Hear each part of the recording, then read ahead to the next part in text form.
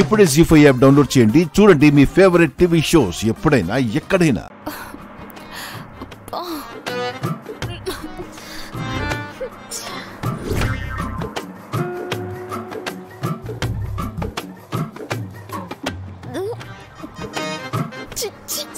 ఇది బస్సు లేకపోతే dustbin.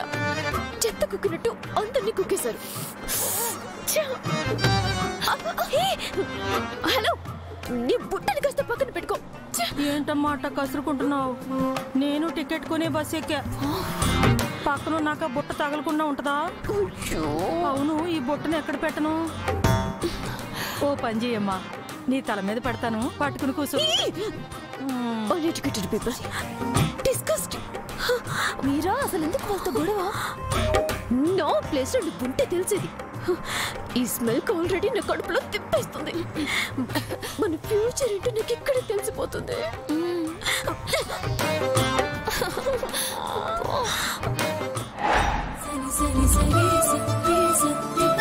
Sir, ఈ స్వచ్ఛమైన పల్లెగాలి పీల్చి ఎన్నో రోజులైంది కదా.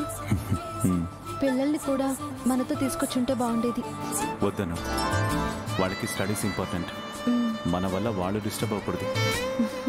ఏంటో సార్, వీళ్ళల్లో మార్పు తీసుకురావాలన్న మీ ఆరాటమే తప్ప వీళ్ళు మారుతారంటారా? అను, ప్రయత్నం అయితే చేయాలి కదా. మారుతారని నాకు హోప్ ఉంది, చూద్దాం. సార్, వాళ్ళల్లో మార్పు సంగతి ఏమో కానీ విలేజ్ లైఫ్ కి వాళ్ళు బెంబేలు ఎత్తిపోవడం మాత్రం ఖాయం. అను, బెంబేలెత్తైనా భయపడైనా ఆస్తి లింక్ ఉంది కాబట్టి వాళ్ళు ఎక్కడికి వెళ్ళరు.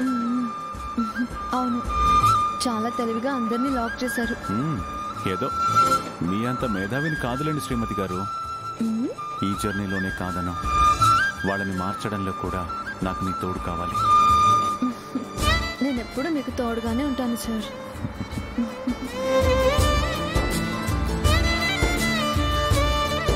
ఏంటమ్మా చాలా సంతోషంగా కనిపిస్తున్నావు? చాలా రోజుల తర్వాత మనం మన సొంత ఊరికి వెళ్తున్నాం కదా నీరజ్. పాత జ్ఞాపకాలన్నీ గుర్తొస్తున్నాయి. కోర్టులో దాదా అందరం కలిసి ఉండాలనే ప్రపోజల్ పెట్టగానే ఎలా వర్కౌట్ అవుతుందా అనుకున్నాను. ఏమీ లేకుండా ఉన్నప్పుడే అందరిలో ఐకమత్యం వస్తుందని చెప్పి ఇదిగో ఇక్కడి వరకు తీసుకొచ్చారు. అప్పుడే దాదా ఉద్దేశం స్ట్రాంగ్ అని అర్థమైంది. నిన్ను చూస్తుంటే చాలా గర్వంగా ఉంది నీరజ్. అజయ్ నీకు సొంత అన్నయ్య అని తెలిసిన తర్వాత కూడా నువ్వు ఆర్య వెంటే ఉండడానికి ఇష్టపడ్డావు చూడు. ఆర్య పట్ల నీకున్న ప్రేమ గౌరవం ఏంటో నాకు అప్పుడే అర్థమైంది.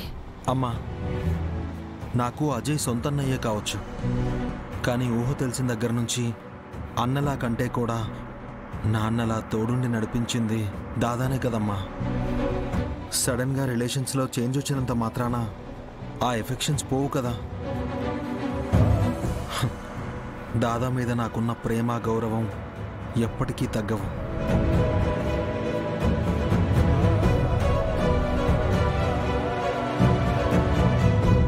ఇంకా ఎంత దూరం ఉందో?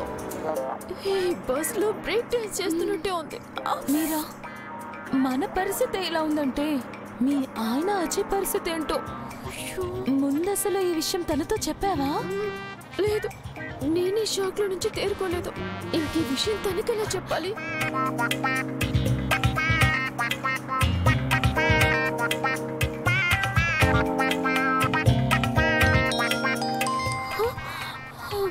$100 అజయ్ ఫోన్ చేస్తున్నాడు.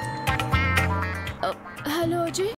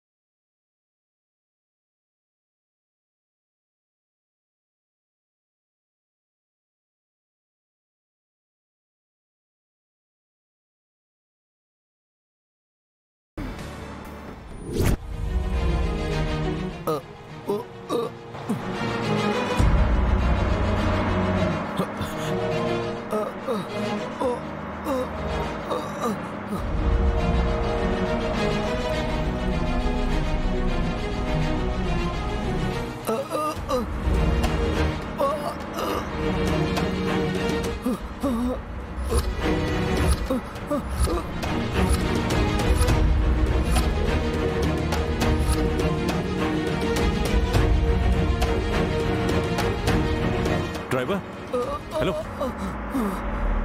ఏమైంది?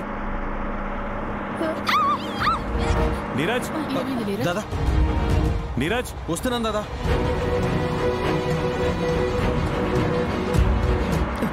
దాదా నీరజ్, తను తీసుకెళ్ళు.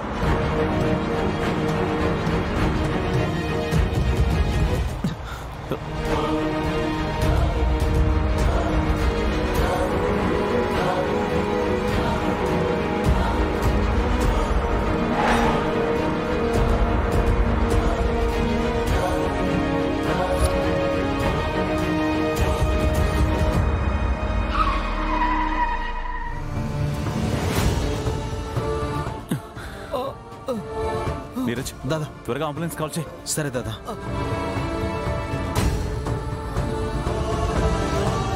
Hello ambulance.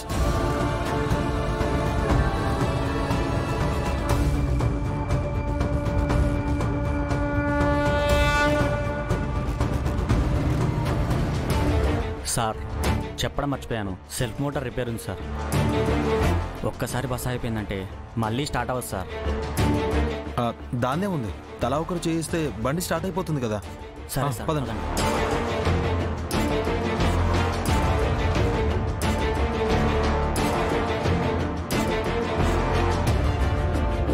మీ ఇద్దరికి స్పెషల్గా బొట్టు పెట్టి చెప్పాలా? దిగి అందరితో పాటు నట్టండి. ఏంటి బస్సు మేమా? మా వాళ్ళు ఎక్కడవుతుంది? కూర్చొని కాదు అంటే ఏది కాదు, వెళ్ళి నట్టండి.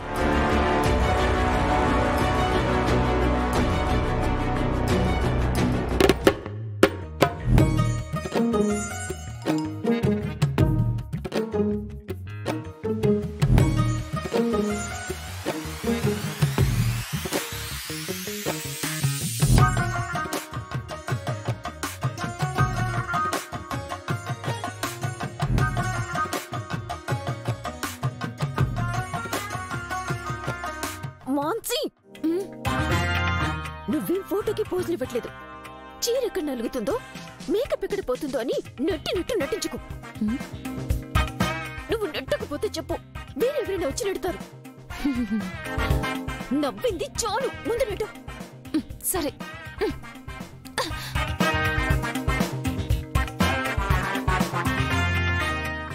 జీ5 యాప్ డౌన్లోడ్ చేసి అన్ని ఎపిసోడ్స్ పూర్తి ఉచితంగా చూడండి.